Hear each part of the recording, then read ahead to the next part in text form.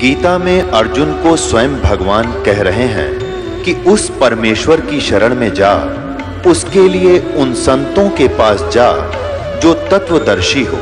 इसी प्रकार हजरत मोहम्मद को उनका अल्लाह कह रहा है कि कोई और पूर्ण परमात्मा है, उसको पाने के लिए उन तत्वदर्शी संत की तलाश कर।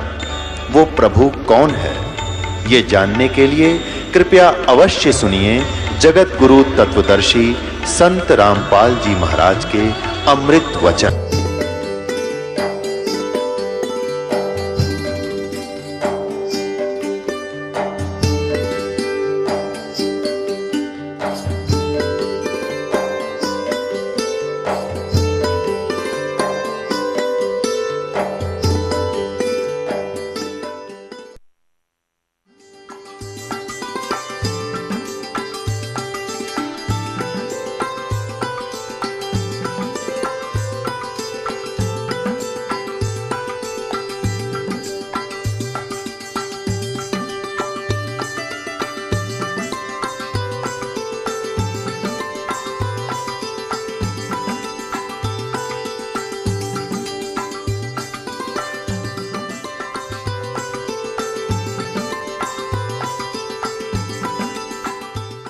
ये महर्षि दानंद के कर कमलों से अनुवादित है। प्रकाशक सार्वदेशिक आर्य निधि सभा 2/5 महर्षि दानंद भवन, रामलीला मैदान, नई दिल्ली से। इसके अनुवादक हैं महर्षि दानंद सरस्वती और मुद्रक हुई Prince offset printers, 1510 Pataudi house, Daryaganj, नई दिल्ली से। इसके 36 नंबर देखो अध्याय है, यह है 36वां 37वां अध्याय 36वां। इसका प्रथम ही मंत्र है रचम वाचम परपदे मनो यजु परपदे।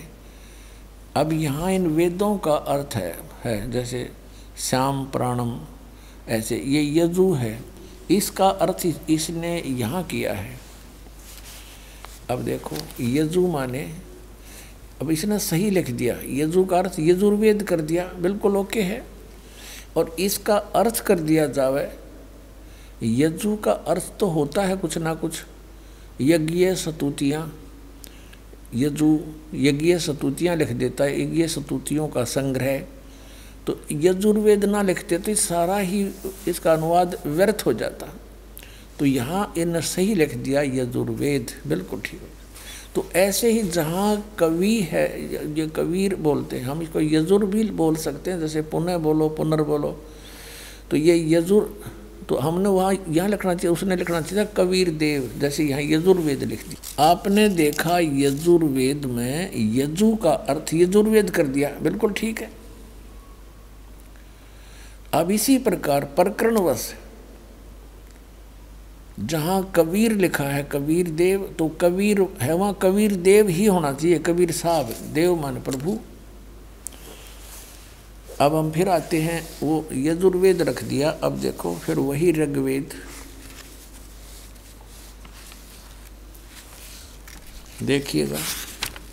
अब हम फिर ऋग्वेद पर आगे हैं, ये ऋग्वेद और वही ऋग्वेद है ये। अब हम यहाँ से पढ़ रहे थे, इसको फिर पढ़ते हैं। ऋग्वेद मंडल नंबर 9 सूक्त 86 मंत्र 26। यज्ञ करने वाले यजमानों के लिए, धार्मिक अनुष्ठान करने वाले भक्तों के लिए, यानी भक्ति करने वाले भक्तों के लिए परमात्मा सब रास्तों को सुगम करता है, उसके रास्ते खोल देता है, उनके विघ्नों को मर्दन करता है, उनके संकटों का निवारण कर देता है, समाप्त कर देता है, उनको पवित्र करता हुआ और अपने रूप को, ओए होए, सतलोक में परमात्मा का स्वरूप तेजो में है। एक रोमकूप में करोड़ सूर्य मिला दे, करोड़ चंद्रमा, तो भी रोशनी परमात्मा के एक रोमकूप की अधिक है। इसलिए जब यहाँ आता है तो अपने रूप को हल्के तेज पुंज का कर लेता है, हल्का कम रोशनी वाला। अपने रूप को सरल करता हुआ वह कांति में परमात्मा अर्थात कबीर देव, ये कबीर देव लिखना, कबीर साहब, विद्युत के समान पहुँचूंगा क्षण एक में, क्षण एक में, क्षण में क्रीड़ा करता हुआ और वर्णीय पुरुष को यानी अच्छी आत्मा को प्राप्त होता है, श्रेष्ठ आत्मा को। अब 27 में बताया है ऋग्वेद मंडल नंबर 9 सूक्त 86 मंत्र 27 में कहा है कि जो परमात्मा ध्युलोक के दिवसे तृतीय पृष्ठे, ये है सतलोक के, दिवलोक के तीसरे पृष्ठ पर विराजमान है, वहाँ रहता है और प्रकाश रूप है। अब देखो ऋग्वेद मंडल नंबर 9 और सूक्त 82 का, ऋग्वेद मंडल नंबर 82 और मंत्र नंबर 1, सर्वोत्पादक प्रभु, सबकी उत्पत्ति करने वाला परमेश्वर, प्रकाश रूप, सद्गुणों की वृष्टि करने वाला, पापों के हरण करने वाला है, वह राजा के समान, राजा के, ये 269 पे अरे 270 पे देखो, इन्हीं का अनुवाद 270 पे, राजा के समान दर्शनीय है, राजा के समान यानी नर आकार है, मनुष्य दृश्य है, देखने जोगा है, साकार दिखाई देता है। वह पृथ्वी आदि लोक लोकांतरों के चारों ओर शब्दमान हो रहा है। वह वर्णीय पुरुष को, श्रेष्ठ भगत को, श्रेष्ठ आत्मा को, जो दृढ़ भक्त है उसको पवित्र करता हुआ प्राप्त होता है। जिस प्रकार विद्युत स्नेह वाले स्थानों को आधार बनाकर प्राप्त होता है, अपने आत्माओं जो परमात्मा को निराकार कहा करते अपनी कर कमलों से लिख रहे हैं परमात्मा साकार है, राजा की तरह दिखाई देता है, वो तीसरे मुक्ति धाम में विराजमान है, वहाँ से चलकर आता है, अच्छी आत्माओं को मिलता है। इनके विषय में कहा है मोती मुक्ता दर्शत नाही, ये जग है सब अंदरे, दिखत के तो नैन चश्म, इनका फेरा मोतिया बंदरे। जिसका मोतिया बंद हो जाना आँखों में, उनकी आँख तो ऐसी लगती है जैसे स्वस्थ हैं, इनका कोई डिफेक्ट नहीं और उनको दिखता कति नहीं।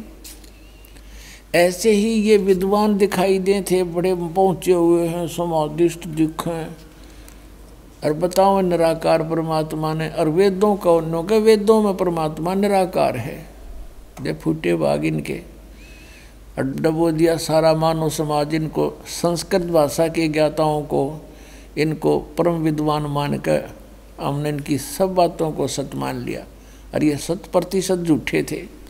इनको कक का पता नहीं था अध्यात्म मार्ग का, ना वेदों का, ना महर्षि दयानंद को, ना इसके अनुयायियों को, और ये डुबो गए कितने समाज को। ऐसे ही अन्य जितने भी आज तक के ऋषि महर्षियों के विचार हैं, आप पढ़ कर देख लो, सुन कर देख लो, परमात्मा को निराकार बताते हैं। और ये धन धन सतगुरु राधा स्वामी पंत, जय गुरुदेव पंथाड़े, ये बात बनाओ सतलोक जाने की, हरवान हो गया भगवान तो है ही नहीं, प्रकाश ही प्रकाश है, चेतन ही चेतन है। वह मोक्ष प्राप्त प्राणी ऐसे परमात्मा में लीन हो जाता जैसे बूंद समुद्र में। बता, ये इनके विधान है। ये भगवान ऐसे गुरु मिले, मानव समाज को डबो दिया, काल के जाल में दृढ़ करके फंसा गए। अब इतने दृढ़ फंदे कर दिए, दास के सामने इतनी कठिनाई पैदा कर दी, लेकिन परमात्मा ने एक तोब का गोला दे रखा दास को, अब सब न ठिकाना ला देगा। और ज्ञान सब ज्ञानड़ी, कबीर ज्ञान सो ज्ञान, और जैसे गोला तोब का भी करता चला मैदान। अब ये जो परमात्मा ने निराकार बताया करते, उन्हीं के हाथों से लिखवा दिया दाता ने। कैसे दयालु है परमात्मा, अब इनकी सबकी बोलती बंद होगी, न्यू कहने दोगे कोई ना रामपाल ने संस्कृत ना आती। अरे संस्कृत के ज्ञाता हो तुम, मैं लिख रहे हो अपने आप। रामपाल का था रोल्ला खत्म हो गया अभी। और दास जो अनुवाद करेगा 100% करेक्ट होगा। जैसे श्रीमद् भगवत गीता का गहरी नज़र गीता में नाम से पुस्तक इस दास ने बना के आपको अर्पित कर रखी है, पढ़कर देखना, मिलाना उन विद्वानों के अनुवाद से। उन्हें अड़ंगा कर रखा पूरे उस सदग्रंथ का, भट्ठा बैठा रखे, कहीं भी सिर पैर नहीं उनके अनुवाद का। अरे यह सारा सिस्टेमेटिक ज्ञान है परमात्मा का। अब वो परमात्मा सतलोक में रहता है, तीसरे मुक्ति धाम में, और वहाँ से गति करके आता है, बिजली जैसी गति से चलता है। और यहाँ पर यहाँ तक उदाहरण दे रखा है वेदों में कि जैसे आकाशीय बिजली किसी धातु विशेष पर गिरती है, उससे उसका कनेक्शन होता है, अट्रैक्शन होता है, उसका गुड कंडक्टर होता है, उस पर आकर गिरती है। जैसे पहले कांसी धातु होती थी, कांसी, उसके थाली बेले बने होते थे, आजकल तो ये स्टील के आगे। तो हमारी दादी कहा करती थी, वर्षा जब होने लगती, बिजली कड़कड़ाती, कि बाहर कोई थाली कांसी की बेला रखा होता तो उसको कहा करते इनको अंदर रख दो बर्तनों को। और बिजली अमूमन कांसी की धातु पर, थाली पर गिर जाती है। तो यहाँ वही उदाहरण दिया है कि वो परमात्मा उन्हीं पुण्यात्माओं को आकर मिलता है जिससे उसका उस पर अट्रैक्शन होता है, वहाँ वो आकर अपना काम कर सकता है। अब उद्देश्य क्या लेकर आते हैं भगवान यहाँ पर, ये भी पवित्र वेद बताते हैं। कबीर साहब कहते हैं वेद मेरा भेद है और मैं ना मिलूं वेदन के माही, और जौन वेद से मैं मिलूं, ये वेद जानते नहीं। अब देखना ऋग्वेद मंडल नंबर 9 सूक्त नंबर 82, अब मंत्र नंबर 2 क्या बताता है। ऋग्वेद मंडल नंबर 9 और सूक्त 82 का मंत्र 1, इसमें स्पष्ट किया है कि जो सब का उत्पन्न करने वाला सर्वोत्पादक यानी कुल का मालिक, वो प्रकाश रूप, कुल का मालिक परमात्मा प्रकाश रूप सद्गुणों की वृष्टि करने वाला और पापों को हरण करने वाला, हमारे पाप नाश करता है, वह राजा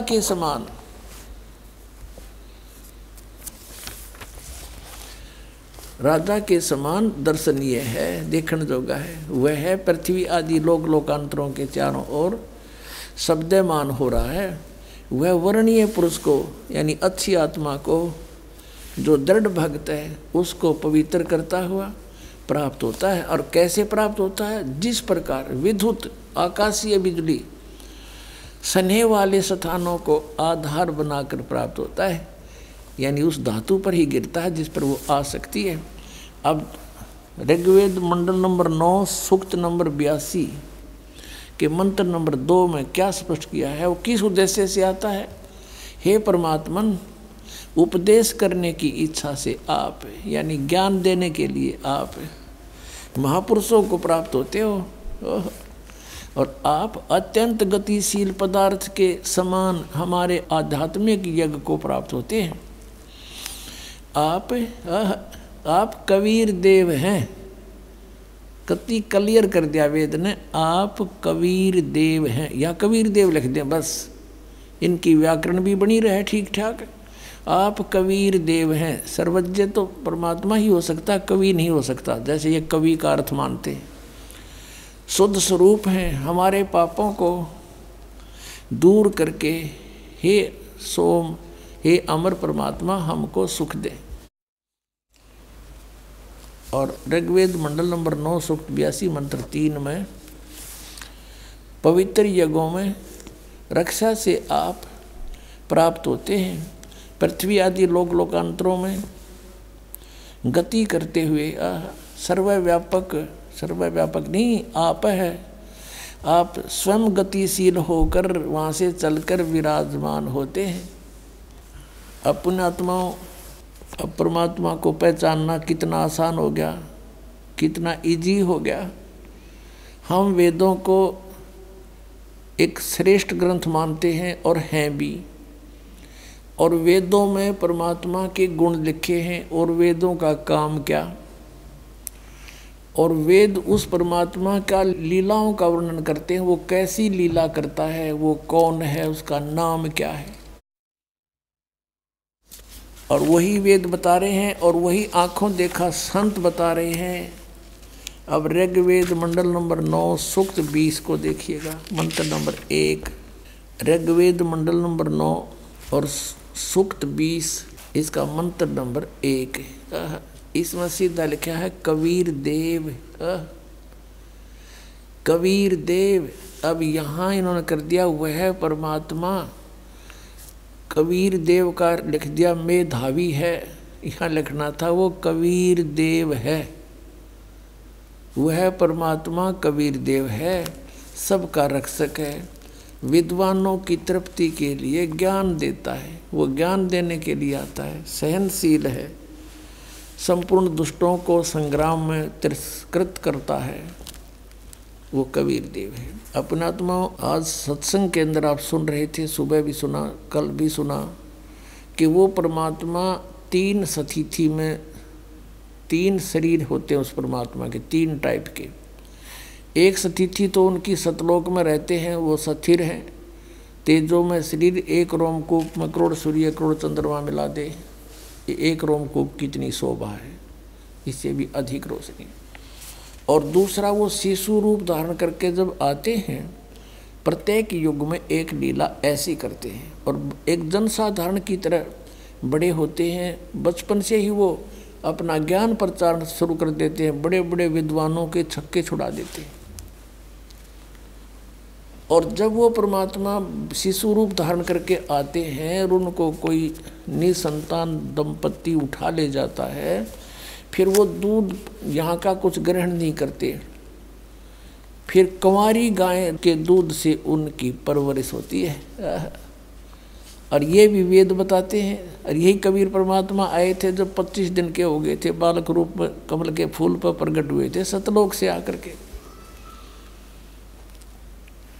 और वहाँ से नीरू नीमा नामक एक जुलाहा दंपत्ति उठा ले गए थे।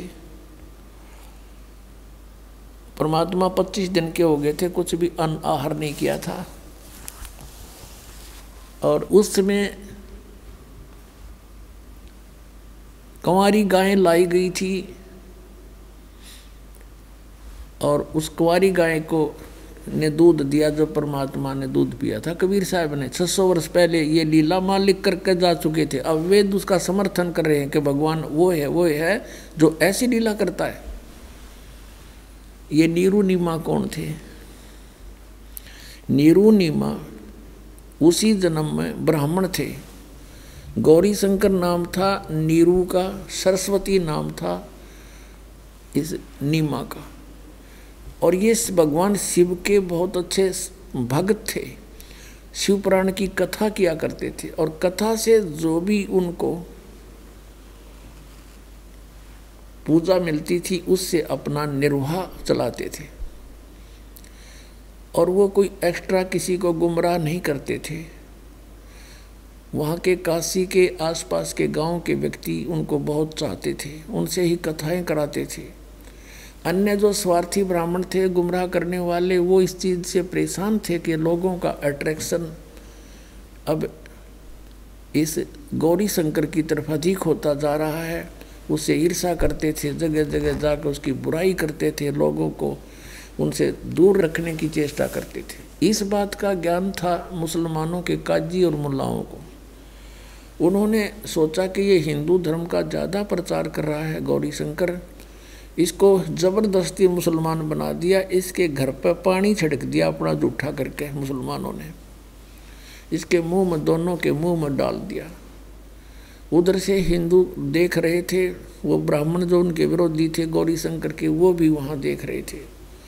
उनको सबको पता चला तो कह दिया कि बाई फोर्स कह दिया कि वो मुसलमान बन गया, इसको निकाल दो, जाति से, धर्म से निकाल दिया, गंगा में स्नान करना बंद करवा दिया, सब शास्त्र छीन लिए।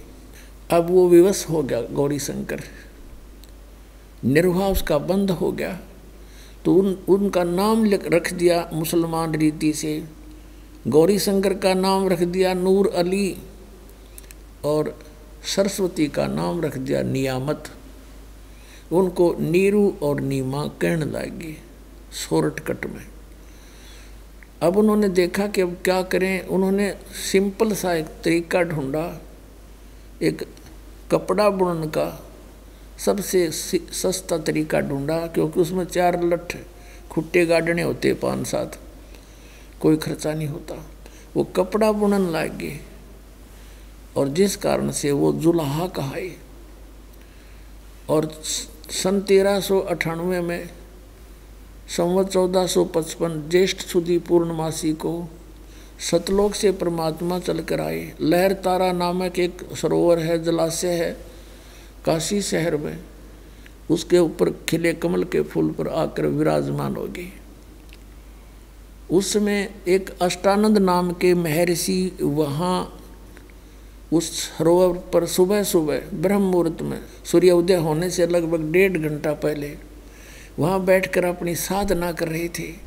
परमात्मा सतलोक से आया एक प्रकाश, जैसा आप चित्र में देख रहे हो।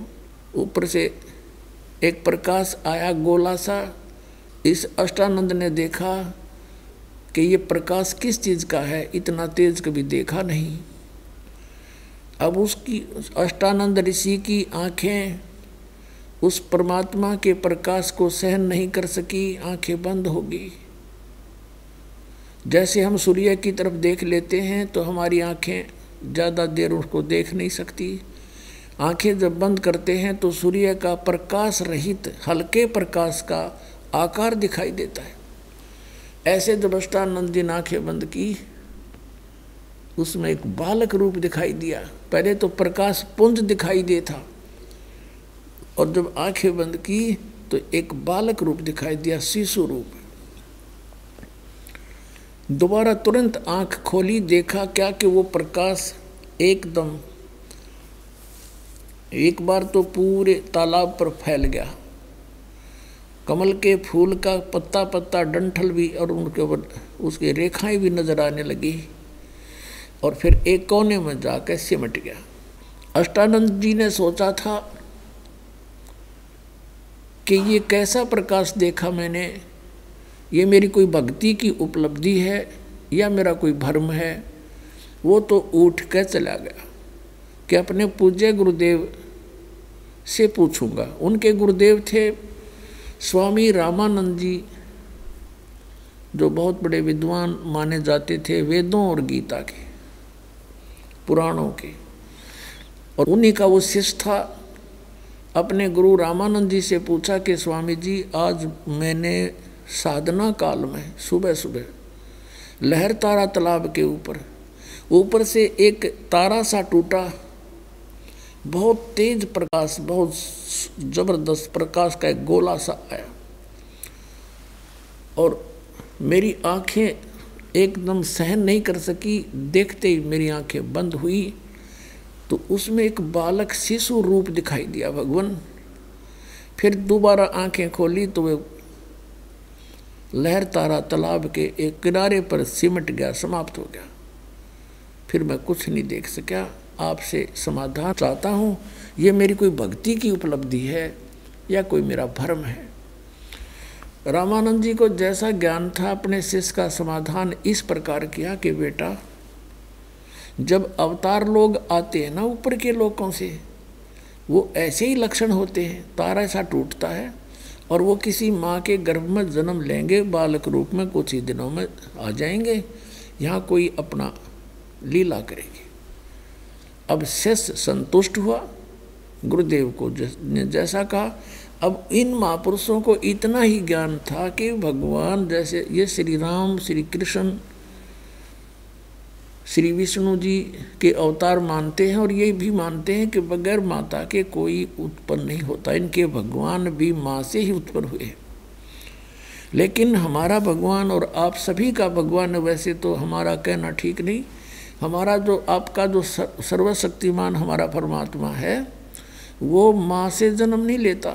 वो स्वयंभू है, परिभू है, ऐसनाविरम शुक्रम अकायम। उसका शरीर माता पिता के शुक्र से, शक्ति से बना हुआ नहीं है। उसकी काया वो नहीं है, उसमें स्नायु नहीं है। शरीर तो है, नहीं तो फिर असनायु क्यों कहना।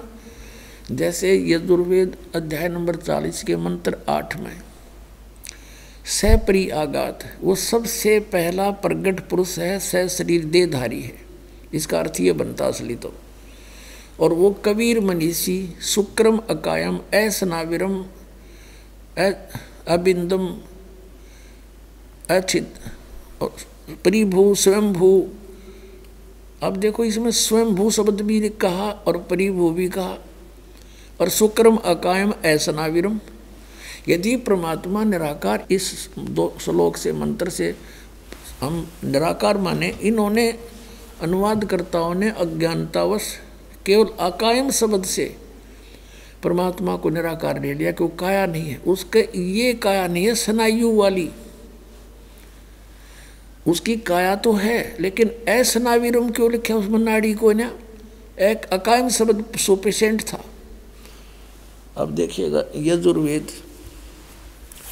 अब पुण्यात्माओं, आज कोई बालक नहीं हो, छोटे छोटे बच्चे भी आज कंप्यूटर चलाते हैं और इंग्लिश ऐसे बोलते हैं न फर्राटे की। अरे ये तो वेद हैं, संस्कृत और हिंदी लिखे हुए, बहुत आसानी से समझ सकते हैं। देखिएगा यजुर्वेद दिखाते हैं। यजुर्वेद ये महर्षि दानंद के द्वारा इसका अनुवाद है और ये प्रकाशक हैं सार्वदेशिक आर्य प्रतिनिधि सभा 2/5 महर्षि दानंद भवन, रामलीला मैदान, नई दिल्ली से। ये महर्षि दानंद सरस्वती कृत है, 40 के 40 अध्याय। मुद्रक है Prince offset printers, 1510 Pataudi house, Daryaganj, नई दिल्ली से। अब इसके अंतिम अध्याय है 40वां और इसका मंत्र 8 है, ये जो दास आपको बोल रहा है। ये है यजुर्वेद और ये 40वां अध्याय 4400 और यहाँ ये 8वां मंत्र इसका 40वें अध्याय का। इसमें लिखा सपरि आगात शुक्रम अकायम अवर्णम असनाविरम शुद्धम अपाप विद्धम कबीर मनीषी परिभू स्वयंभू यथा तथ्यत अर्थान व्यवधाता शास्ति भय समाभय। ये 8वां श्लोक है। इसने क्या अनुवाद किया, अड़ंगा देखिए। हे मनुष्यो, जो ब्रह्म शुक्रम शीघ्रकारी सर्वशक्तिमान अकायम स्थूल सूक्ष्म और कारण शरीर से रहित। अकायम का अर्थ किया इसने शरीर से रहित, स्थूल सूक्ष्म और कारण, इन 3 प्रकार के जो आवरण है शरीर के 3 से रहित। और अवर्णम छिद्र रहित, उसका शरीर छिद्र रहित है और नहीं अर्थात नहीं छेदन योग्य है। असनाविरम, स्नाविर माने नाड़ी स्नायु, और असनाविरम नाड़ी आदि के साथ संबंध बंधन से रहित, बंधन से रहित। शुद्धम, और आगे देखियो परिभूगा की अड़ंगा के इसने इसमें सपेट कबीर मनीषी युक्त पापकारी, पाप को प्राप्त न होने वाला कभी नहीं होता। परि आगात, जो सब ओर से व्याप्त है। परि आगात, सबसे प्रथम शरीर, सबसे प्रथम प्रगट पुरुष बनना चाहिए इसका अर्थ। और जो कबीर देव, वो कबीर देव है, कबीर देव सर्वजनिक। और मनीषी माने सर्वज्ञ, मनीषी का अर्थ होता है विद्वान, सर्वज्ञ, इन जीवों के मनों की वृत्ति को जानने वाला। अब कवि कोई जीवों की मन वृत्ति जान सकता है। परिभू, देखिए इसका अर्थ क्या बना है, दुष्टों पापियों का तिरस्कार करने वाला परिभू का। और स्वयंभू का अनादि स्वरूप, जिसकी संयोग से उत्पत्ति, वियोग से विनाश, माता पिता गर्भवास, जन्म वृद्धि मरण नहीं होता, वह परमात्मा। यहाँ इसे नडंगा करा ना। अब देखना इसी का अनुवाद दिखाता हूँ। अध्याय 2 का 26 मंत्र, अध्याय 2 का 26 मंत्र, ये देखो, ये यजुर्वेद अध्याय का 2वां मंत्र है और 2वां अध्याय का 26वां मंत्र। इसमें स्वयंभू, स्वयंभू असी, स्वयंभू रसी, स्वयंभू असी 26वां मंत्र। इसका यहाँ अनुवाद किया स्वामी जी ने, यहाँ ठीक लिख दिया। स्वयंभू माने स्वयंभू माने अपने आप होने वाला है, स्वयं प्रगट है। स्वयंभू अपने आप होने वाला यानी प्रगट तो है, निराकार कैसे जाए। ये देखो अब यहाँ हम आगे फिर 40वें अध्याय का, ये 44वां अध्याय का 8वां मंत्र पढ़ रहे हैं। इसी के अनुवाद में इसने यहाँ स्वयंभू को जो कितना अड़ंगा डाल दिया। अनादि रूप स्वरूप जिसकी संयोग से उत्पत्ति, वियोग से विनाश, माता पिता गर्भवास, जन्म वृद्धि और मरण नहीं होते, वह परमात्मा। कोई बात था वहाँ सब लिख दिया, जो अपने आप होने वाला स्वयंभू यानी उसका कोई जन्म नहीं दाता उसका। ये नोड़ंगा कर गए, लेकिन ये फंस गए। चोर चुरावे तुंबड़ी और गड्ढे पानी में, वो गड्ढे हुआ ऊपर आवे न, सच्चाई छनी ना। एक चोर ने किसी का तुम्बा चुरा लिया सूखा, और उसने कोरत स्थान की तरफ पाया ना, उन्हें सोचा इस जोड़ में दाब दूँ। वो नीचे जावे और थोड़ी बहुत गारा डाल पानी तो छड़े, और वो बाहर आवे तो ऊपर पावा। 3-4 बार ट्राई की, फिर वो पकड़ा गया, उसकी पिटाई हुई। तो ये इस प्रकार तुम्बा चोर थे ये। इन्होंने अपने अज्ञान को ऊपर रखने के लिए वेदों का अनर्थ भी करना चाहा, फिर भी परमात्मा ने सच्चाई उस तुम्बे की तरह कहीं ना कहीं से निकाल के ऊपर ला दी। अब आपको जो प्रसंग चल रहा था कि ये सिर्फ इतना ही जानते हैं कि परमात्मा माँ से ही उत्पन्न होता, इसी कारण से वेदों पवित्र ग्रंथों का अनर्थ कर डाला इन्होंने। तो फिर क्या हुआ, उधर से नीरू नीमा को गंगा में स्नान करना बंद करा दिया, बीइंग मुसलमान हिंदुओं ने। अब उधर क्या होता था कि गंगा का पानी वर्षा के दिनों में जो फुल स्वयं पर चलती थी दरिया, कुछ घाट सा बना हुआ था पशुओं के पानी पीने के लिए, उस पर से उछल कर पानी और फ्लो हो गए और एक बहुत बड़े सरोवर का रूप धारण कर लेता था, जो सारा वर्ष बिल्कुल ठीक सुंदर स्वच्छ पानी गंगा का ही था। वहाँ अब वो नीरू नीमा गंगा में स्नान करने से मना हो जाने से फिर उन्होंने ये विकल्प खोजा, गंगा का ही स्वच्छ जल लहर तारा नामक सरोवर में वहाँ स्नान करने जाते थे डेली वक्त उठ के वक्त से।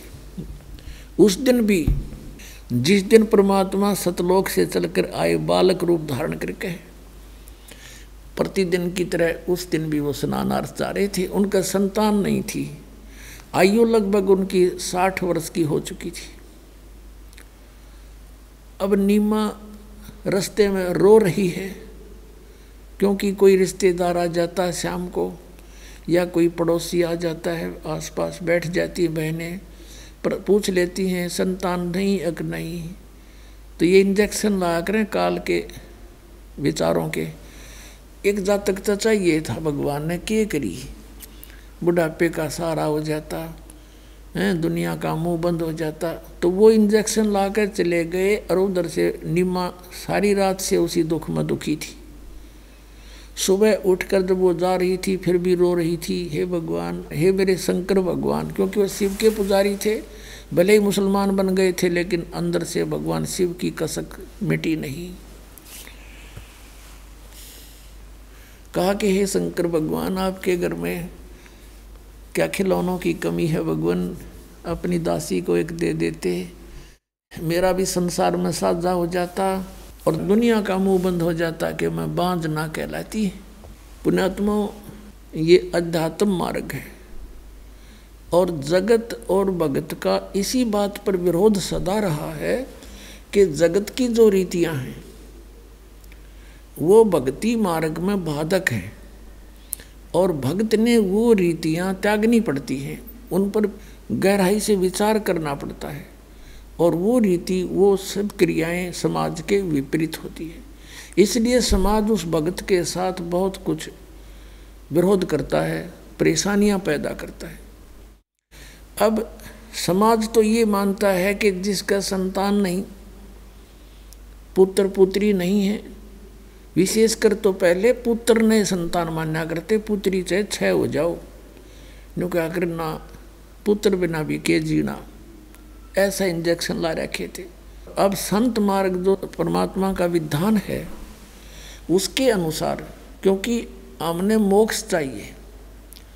और संतान कैसे होता है? परमात्मा कहते हैं जैसे एक समय सुखदेव ऋषि माँ के गर्भ में 12 वर्ष तक रहा और उसको ये ज्ञान हो गया कि बाहर आते ही ये तीनों गुण, रजगुण ब्रह्मा, सतगुण विष्णु, तमगुण शिव जी का जो प्रभाव है हमें अचेत कर देता है और हम भूल जाते हैं हम कौन हैं, के उद्देश्य से लेकर आए थे।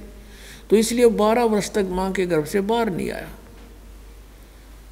फिर जब वो बाहर आया, पहले सूक्ष्म रूप था, बाहर आते ही एकदम 12 वर्ष के बच्चे जितना रूप बन गया और अपनी और नाल को कमर पर डाल लिया और चलने लगा। वो व्यास की, उसके पिता का नाम वेद व्यास था और वो उठकर जब चला तो व्यास जी ने कहा, बेटा मुझे सूरत तो दिखा दे। अरे कहाँ चला चतभंग, 12 वर्ष बाट देखी तेरी, इंतजार करी, पुत्र होगा, खुशी मनाऊंगा, गुण गाऊंगा भगवान के, और तू एक बार मेरे सीने से लग जा, मेरा कलेजा ठंड पै जाएगी। तो सुखदेव ऋषि ने देखा नहीं उसकी तरफ और ऐसा पीछा मुँह किए हुए कहने लगा, ऋषि जी ना जाने कितनी बार तू मेरा पिता हो लिया और ना मेरा कितनी बार मैं तेरा बाप हो लिया। ये तो बूढ़ा बेगन है, मेरा पीछा छूटने दे। अब मैं तेरी तरफ इसलिए नहीं देखना चाहता कि मेरी भी ममता तेरे में ना हो जाए और फिर बात बिगड़ जाए। यह तो बूढ़ी बुरी आग है। तो सुखदेव ने कहा था, एक लेवा एक देवा दूतम, ऋषि जी को एक किसी का पिता नहीं पूतम। ये तो ऋण संबंध जुड़ा एक ठाठा, अंत में सब 12 बाटा। इतना कहकर आकाश में उड़ गया। अपने आत्मा परमात्मा कहते हैं कि तुम्हारे ये संयोग संस्कार, पिता पुत्र का, पुत्री का, संतान का, जैसा रिश्तेदारी का, ये पिछले उलझ पुलझ हैं आपके, कोई लेन देन उलझ रहा है। अब जैसे बहुत से प्रमाण देने पड़ते हैं एक कंसेप्ट को क्लियर करने के लिए, नहीं तो आप बात कति गले नहीं उतरे, इतना उलझा दिया काल ने। एक व्यक्ति था, उसको एक पुत्र प्राप्त हुआ, उसकी पत्नी की मृत्यु होगी। दूसरा विवाह कराया तो 10-12 वर्ष के बाद तो एक पुत्र की प्राप्ति होते ही वह पत्नी भी मर गई, आप भी मर गया। और बड़े भाई का विवाह हो चुका था, यानी बड़े लड़के का विवाह हो चुका था। अब वो 2 भाई थे, एक तो पहले वाली माता का, पिता एक का, और दूसरा दूसरी माता का। माता रही नहीं, पिता रहे नहीं। अब कुछ दिनों के बाद क्या हुआ, वो छोटा लड़का रोगी हो गया और बड़े का विवाह हो चुका था। उसका कुछ ट्रीटमेंट उन्होंने कराया, राहत कुछ मिली नहीं। तो कुछ दिनों के बाद उन्होंने दोनों ने सोचा कि ये मर जाए तो अच्छा है, और नहीं तो आधी ज़मीन को प्राप्त करेगा। 15-16 एकड़ ज़मीन थी, 20 एकड़, और सबको पता है कि ये मरने वाला है और रोगी है, तो इसको विष दिला देते हैं। ऐसी दोनों का हो गया प्रॉमिस। क्यों, बुरे काम पर जल्दी एक राय बन जाती है। उसने किसी डॉक्टर से सलाह की, डॉक्टर ने कहा इतने पैसे लूँगा, मैं कर दूँगा काम। उसने इंजेक्शन लगा दिया विष का, लड़का मर गया। सबको पता था बीमार है, रोगी है, वही डॉक्टर भी आता था, खूब दिखाए इन्होंने, तो बात खत्म हुई। उनके कुछ दिनों के बाद एक पुत्र प्राप्त हुआ है, 1 वर्ष के बाद। इकलौता पुत्र, जमीन खूब बढ़िया, अच्छा गुजारा, खूब खिलावें पिलावें, गिने दिनों में युवा हो गया। जब हो लिया 15-16 वर्ष का, उसका ब्याह कर दिया, पत्नी आ गई। उसके बाद वो बालक बीमार हो गया, रोगी हो गया। इकलौता पुत्र, उसके लिए कोई कसर नहीं छोड़ी। जो भी किसी ने झाड़ फूक बताई, मुंह मांगे पैसे दिए, डॉक्टरों को दिए, सब जगह घूम लिए, आधी ज़मीन भी बिक गई। और लड़का बिल्कुल चारपाई पे चिपक गया। अस्थि पिंजर शेष रहा। तब एक दिन उसका पिता बैठा बैठा वहाँ चिंतित था। लड़का कहने लगा, भाई साहब बात सुनो। अब उसके पिता ने देखा, लड़का बोला, उसने कहा, मैं तेरा पिताजी हूँ, भाई नहीं हूँ। वो लड़का कहता है कि मुझे पता है तू मेरा क्या है, मैं तेरा भाई हूँ और तेरे जन्म लेकर आया हूँ। तूने मेरे साथ जो जुल्म किया था और तूने मुझे विष से मरवाया था, और अब मेरा हिसाब हो लिया भाई साहब। कफन कफन के पैसे से लकड़ियों के, तेरा मेरा हिसाब बराबर हो चुका है और वो तैयार कर ले, बस मैं चला। अब उसने कहा कि भाई बात बता क्या है, कि बात बताने लग रहा मैं तेरा वो भाई हूँ जो तेरे पुत्र रूप में आया हूँ। तूने मेरे साथ क्या किया था इस जमीन के लालच में, वो जमीन मेरी बराबर हो ली, बेच ली ना तने आदि, वो बोला आदि से भी ज़्यादा बिक ली मेरी। तो फिर उसके बाद बात समझ में आ गई उस व्यक्ति कहे कि भाई सचमुच मन करा तो जुल्म था। फिर उस समय एक और प्रथा थी कि औरतों को जो किसी का पति मर जाता था उसकी पत्नी को उसी चिता में जिंदा जलाया करते थे साथ में। अब उस व्यक्ति ने ये कहा कि भाई साहब एक बात बता, फिर मैंने तो जो किया था मेरा तो नाश हो गया और संतान की आस नहीं, तेरे बाद कोई संतान हुई नहीं और ना संभावना होने की, मेरा तो नाश हो गया। जिसा मन करा मेरे आगे आगी वह मंजूर हुई मन्नत है।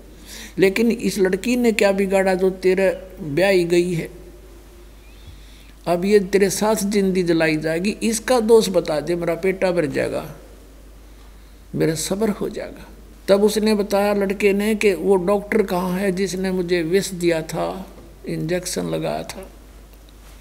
उसने बताया कि तेरे 3 वर्ष बाद वो मृत्यु को प्राप्त हो गया था, 2-3 वर्ष के बाद। ये लड़की वही डॉक्टर है, इसने कराया था, अब इसको भोगना पड़ेगा, जिंदा फूकी जाएगी। यूं कह को प्राण छोड़ गया, शरीर छोड़ गया वो जीव। अपने आत्मा ये परमात्मा का विधान जो का तू समझ लेना इसको। एक लेवा एक देवा दूतम, कोई किसी का पिता नहीं पूतम। ये तो ऋण संबंध जुड़ा एक ठाठा, अंश में सब 12 बाटा। आज कितने अच्छे पुत्र पुत्रियां हैं, लड़कियों का विवाह कहीं हो जाएगा, वो तो वही 12 बाट उसी दिन से जिंदगी होगी। और आगे फिर उस बेटी के जीवन में क्या क्या कष्ट हैं, कहाँ कहाँ जाएगी, कैसे कमाएगी, कैसे रहेगी, कोई बालक होगा, कोई मर जाएगा, कोई जीवेगा।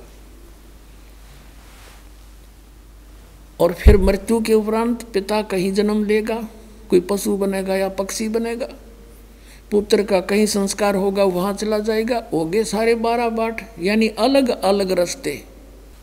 तो जिनके संतान नहीं है उनका ईब संस्कार समाप्त हो चुके हैं, और उनको ये भक्ति मार्ग मिल जाए, ये मंत्र मिल जाए, उनका तो फाइनल गेम है, वो बहुत आसानी से पार हो सकते हैं। जब संसार की गुटी ना पीवेंगे तो और इस ज्ञान को आधार लेकर जीवेंगे, उनका तो काम बन गया, कहीं उनका झंझट मिटा पड़ा है।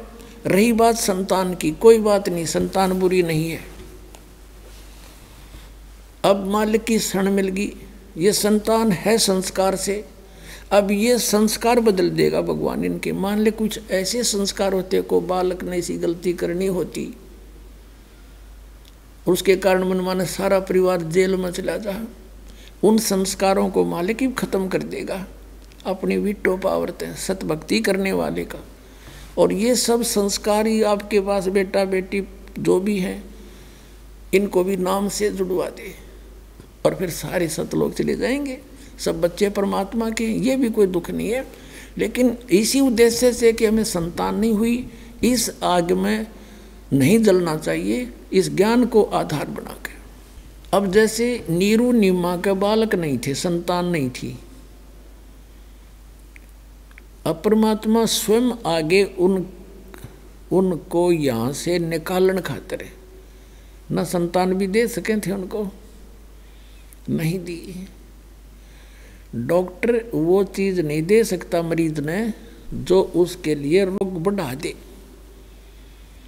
अब हम आगे परमात्मा के ऑपरेशन थिएटर में, यदि आपने मोक्ष कराना है तो सतलोक आश्रम में आया करो, और तुमने संसारिक ही धन चाहिए तो यहाँ आने की जरूरत नहीं। और यहाँ आपको ये उद्देश्य लेकर आएगा हमारा पीछा छूटे सदा के लिए, तो जो संसारिक सुख है वो तो आपको रूंगे में दिए जाएंगे। रूंगे में कैसे? पुराने समय के शब्द हैं ये। हमारी दादी जी जैसे कोई आ जाता बेर बेचन या प्याज बेचन या कोई और टिंडे बेचन, तो उस गेहूं के बदले में न पूछा करते भाई कितनी बार देगा, तो वो जैसा भी देना होता उसने तो कह देता कि गेहूं के 2 बार दूंगा। एक तरफ गेहूं डाल दिए जाते, एक साइड में जैसे टिंडे, और उनके 2 बार तोल देता गेहूं के इक्विवेलेंट। फिर हमारी दादी कहा करती भाई रूंगा और दे, रूंगा और बिना सौदे का कितना और दे, वो 2 टिंडे ठाकर और डाल देता है। नो कहती ना थोड़ा सा एक और डाल देता है, ले माई यो रूंगा। उसने रूंगा कहा करते यानी बिना सौदे का, वैसे फ्री में प्राप्ति। तो ये जो यहाँ संसारिक सुख है आपको, ये तो रूंगे में दिए जाएंगे आपको, ये सौदा तो अलग है यहाँ का। और दूसरा उदाहरण आपको देते हैं, जैसे कोई गेहूं बोता है, गेहूं बीजता है, तो गेहूं का उद्देश्य बीजने का क्या होता है उसका, कि मेरे बच्चों का मेरा पेट भरे, हम भूखे ना मरें, अपने खाने के लिए बोता है, उसका उद्देश्य यही होता है।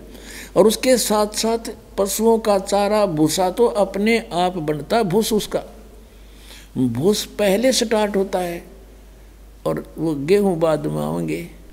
तो ये समझ लेना, जो सतभक्ति आपको दिए जाते हैं सब प्रोसीजर मंत्र जाप करने के, इनमें संसारिक सुख तो आपको बिना मांगे मिलेंगे, आप भूस की तरह अपने आप होंगे ही। और मोक्ष असली उद्देश्य तो मोक्ष का है। असली उद्देश्य किसान का गेहूं बीजन का है कि हमारे बच्चे भूखे ना रहें, हम भूखे ना मरें, पशुओं का चारा तो अपने आप हो ऐसा उसमें। तो ये ऐसे मंत्र आपको दिए गए हैं कि संसारिक यहाँ की आवश्यकताएं आपकी ऑटोमेटिकली पूरी होंगी, लेकिन उद्देश्य आपका ये हो। अब जैसे कोई किसान ने गेहूं बीज लिए और कच्चे काट लिए, भूस तो बन गया पशुओं के लिए, काट के खवा दिया था हरा हरा, लेकिन आप भूखा मर जाएगा।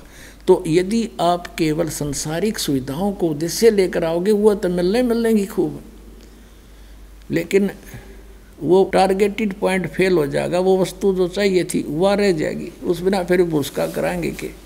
तो परमात्मा ने नीरुनिमा को संतान नहीं दी। ये नीरुनिमा कौन थे? क्योंकि ये 7 दिन का जो सत्संग है पुण्यात्मा, इसलिए रखा जाता है कि इसमें हम अधिक डिटेल से बता सकते हैं, हमारे पास समय होता है। परमात्मा 4 युग में आते हैं, कबीर परमेश्वर वो सत्य पुरुष ऐसे लीला करते हैं प्रत्येक युग में। ये नीरुनिमा कौन थे? सतयुग में परमात्मा आए थे, सतसुकृत नाम था, ऐसे ही एक बालक रूप धारण किया था, कमल के फूल पर मिले थे और उनको एक ब्राह्मण दंपति ने संतान उठा ले गया था ऋषि। वहाँ परिवर्ष हुई, दूसरी बार भी फिर ऐसे हुए और वही दोबारा फिर भी वही आत्माएं दोनों थी। और ऐसे ही द्वापर में भी परमात्मा आए थे। उस समय एक वाल्मीकि दंपति निसंतान था, वो उठा ले गया था और उस वाल्मीकि के घर परवरिश होने से, और ऐसे ही परमात्मा कमल के फूल पर प्रकट होते हैं और कुंवारी गाय से उनकी परवरिश की लीला होती है। अब जो प्रसंग कुंवारी गाय से होता है वो रह गया, फिर बताएंगे वो कथा, पहले ये कंसेप्ट क्लियर करते। तो क्या हुआ कि परमात्मा नीरुनिमा कौन थे ये बाद में बताएंगे।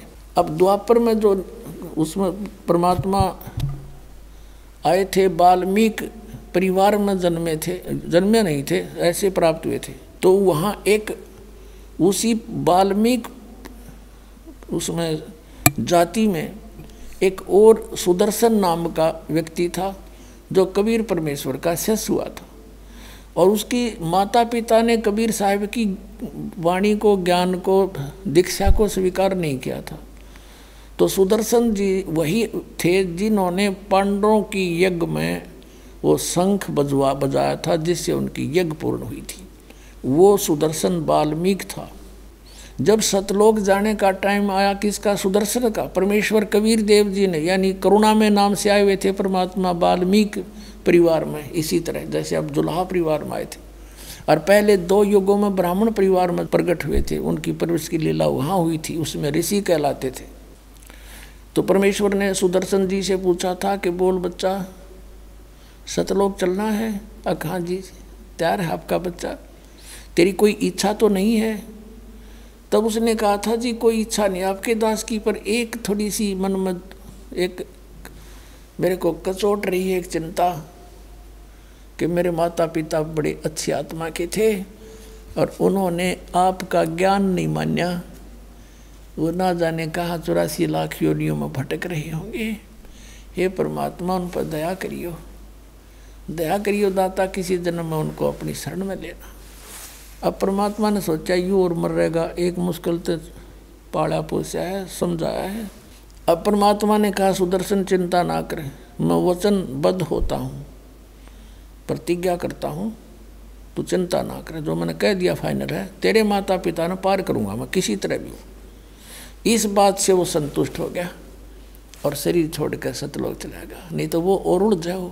तो उस वचन के आदेश से के आधार से परमात्मा, ये नीरू नीमा जो थे गौरी शंकर सरस्वती, ये वो सुदर्शन जी के माता पिता वाली थी, आत्माएं थी, और उनके पीछे पीछे फिर रहे थे कि न पार करूँगा, क्योंकि मालिक ने वचन दे दिया। तो जब भी जहाँ भी इनका जन्म होता रहा, तो जहाँ भी वो जन्म लेते थे उनको सेट रखते थे। उससे पहले भी उनके 2 जन्म हो चुके थे, संतान तब भी नहीं थी उनके, यानी उन्होंने इनका काम बढ़ने ना दिया। और तीसरी बार फिर ये ब्राह्मण कुल में जन्म हुआ, फिर उनकी सी देही तुड़वाई। जब वह ब्राह्मण रह जाते तो कतिये ना मानो, और वो फिर मुसलमान बन गए, फिर जुलाहा का काम करने लगे। संतान फिर भी नहीं थी और मालिक ने नहीं दी, क्योंकि डॉक्टर काम बढ़ाया नहीं करते, वहाँ रोगी की इच्छा नहीं चलती, वो तो डॉक्टर की इच्छा चलती है। तो स्वयं ही आना पड़ गया दाता ने उसके लिए, उनके कर्म बनाने के लिए कि मालिक की लीला करेंगे, पालन की, पोषण की, लाड कर करके आस्था बनेगी, तो ये भी शुभ संस्कार बन जाएंगे इनके। तो इसलिए उनको संतान मालिक ने दी नहीं। तो पुण्यात्माओं, जिनका संतान नहीं है उन्होंने समाज की गुट्टी नहीं लेनी चाहिए, इस ज्ञान को आधार बनाना चाहिए। ठीक है, मालिक देव संतान कोई बुरा नहीं, उनको राम नाम पर ला दे, उसके बच्चे हैं, बाहर उतर जाएगा आपका। परमात्मा से जरूर जोड़ा अपने बच्चों को।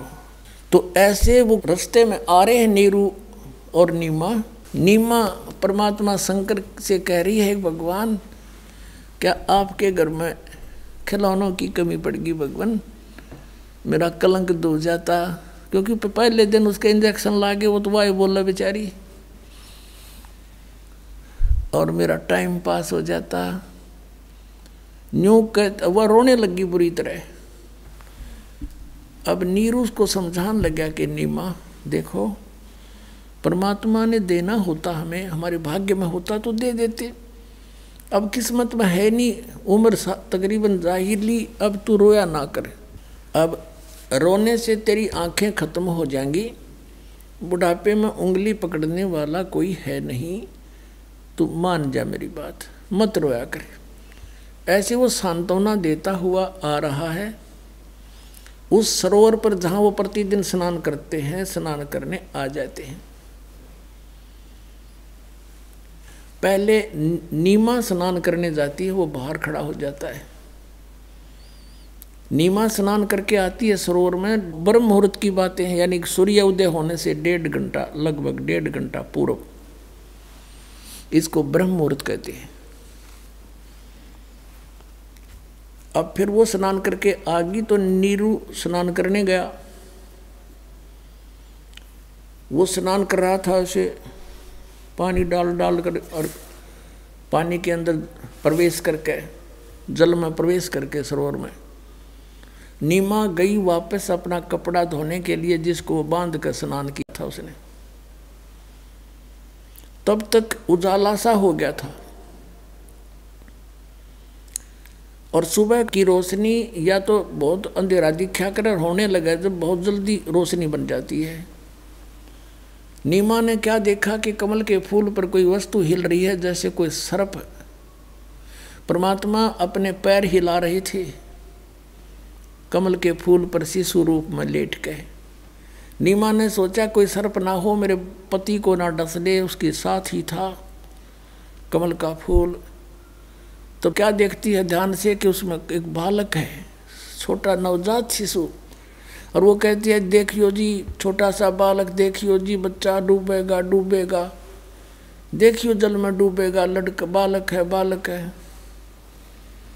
अब नीरू ने सोचा या तो मेंटल हो ली, अब इसने जल में भी बच्चे दिखाई देने लगे। हे भगवान, हे परमात्मा दया करिए, या कति पागल होकर मरेगी।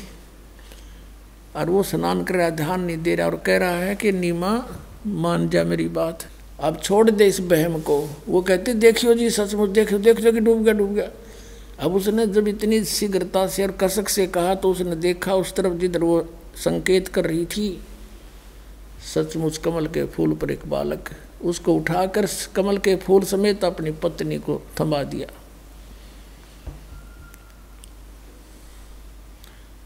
अब परमात्मा को कमल के फूल समेत उठा के अपनी पत्नी नीमा को दे दिया। अपने आत्माओं,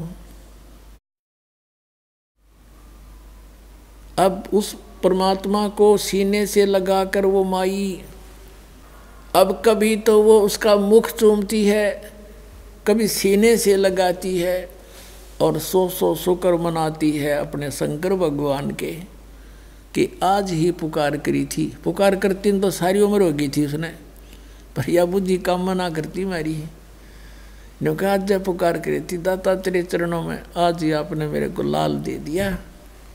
यहाँ गरीबदास साहब जी कहते हैं जगत का पेख ना पेखा, धनी का नाम ना लेखा। जो स्वयं आ रहा गोदी में उसका जिक्र भी नहीं, और शंकर भगवान के नंबर बने।